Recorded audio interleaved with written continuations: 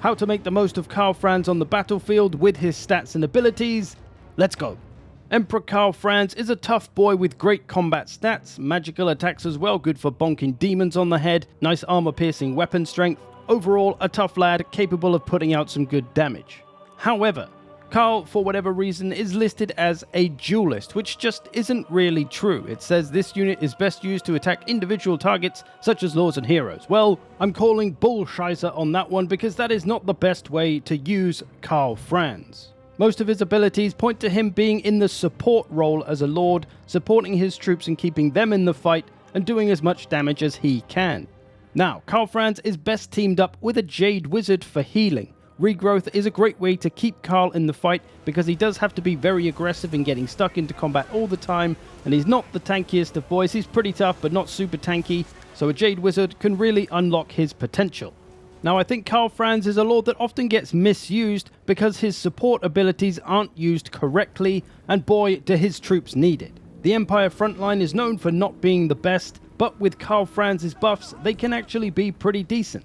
So what are these buffs? Well, first of all, the Reichland Runefang, an area ability, 24 melee attack, 8 leadership, 35 meters around Karl. That'll give a damage boost to any nearby friendly troops.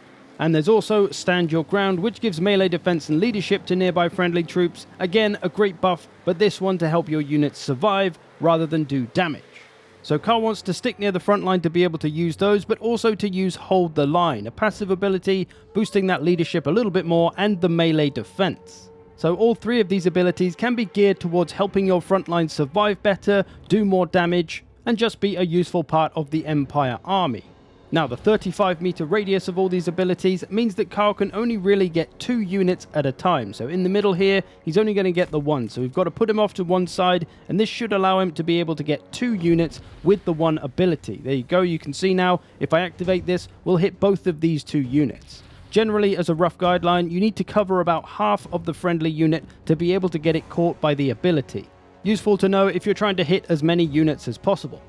Now, a slightly intricate detail that you might miss is the difference between the Reichland Runefang and Stand Your Ground and how they work. You see here, I've just popped the Reichland Runefang. It's gone on Karl. I'm going to move him over here now. You can see it's working on this unit, Reichland Runefang there. They're getting the extra melee attack. This unit as well, so that's going to help them fighting frontline units, doing some extra damage. And as I move Karl over to this side, I'm going to use the Stand Your Ground ability, which will give the buff to any units that are currently in range when it's activated. So you'll notice that this unit has Stand Your Ground, but also the Reichland Runefang. I didn't cast the Runefang on this unit though, so how do they have it? Well, it's because the Reichland Runefang follows Karl around. You can see this unit where I originally cast the Reichland Runefang, they don't have it anymore because Karl has moved away from them. This unit has it now. If we move Karl back over to the other side though, you see this left side unit has now lost Reichland Runefang, and this right side unit where I originally cast it, they've just gained it back. So Reichland Runefang follows Karl around, Stand Your Ground will stay where you used it. That's an important detail to know because you might think you've used Reichland Runefang and then move away, but you're actually taking the buff away from the troops. So, as soon as the front lines clash, this is where you want to use the abilities. Get your charges in with your troops, and then drop Stand Your Ground first because it'll stay where you put it.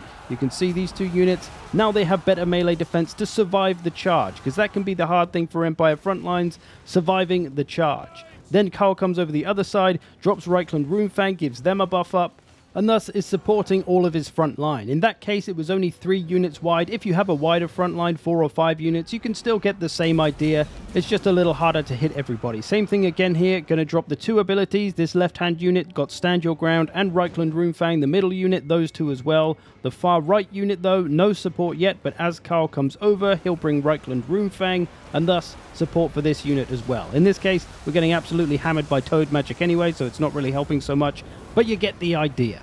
And of course, with Karl being nearby these units, he's bringing the Hold the Line ability, which is just a little extra melee defense, a little extra leadership, and that's really going to help the frontline units of the Empire stay in the fight that little bit longer.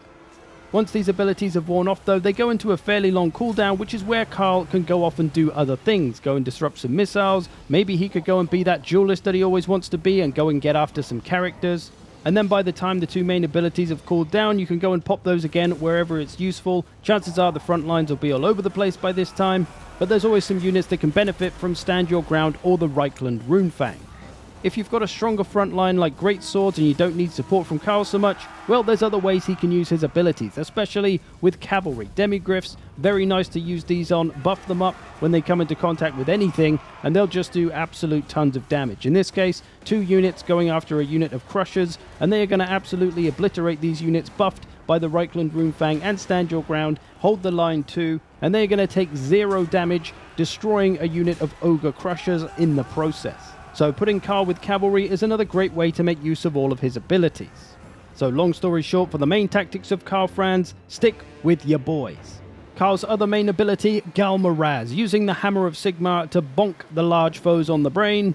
He gets a nice damage boost and some bonus versus large. This is good against particularly maybe lords and heroes that are large, lords and heroes on mounts, but single entity monsters, monstrous infantry, even cavalry, anything that's large, Karl can get some extra bonking power by popping this ability. There isn't really too much tactic to it, just when he's fighting something large, use Marez. This will be the one to use after you've used your other abilities buffing the front line and they're on cooldown and Karl gets to go off and do other things. Go and use Marez, bonk some large units and keep Karl busy. And for his last ability, Foeseeker, a speed boost and a little extra vigor. This ability I always think is more useful being used in the opposite of the way it's supposed to be used. Being called Foeseeker, it's obviously supposed to help you get after enemies, but I think it's more useful helping you get away from enemies. If you're in a situation like this, Karl only has 90 speed, this dragon has 95 speed, he can't outrun it unless he pops Foeseeker, and then he can get away from the dragon and create some space. So it's a useful survival tool, I think, for getting you out of bad situations where necessary. Another example is if you're grounded and you want to take to the air, but you can't because something keeps hitting you and you can't outrun it, some cavalry, some doggos. The speed boost of Foeseeker can give you that little bit of a gap to just allow you to get the few steps to be able to take to the air and get to safety. So I see Foeseeker as a bit of a get out of jail free card for emergency situations. So there we go, how to tactically make the most of Karl Franz and his abilities. I hope you've enjoyed this. Thanks for watching. I will see you in the future.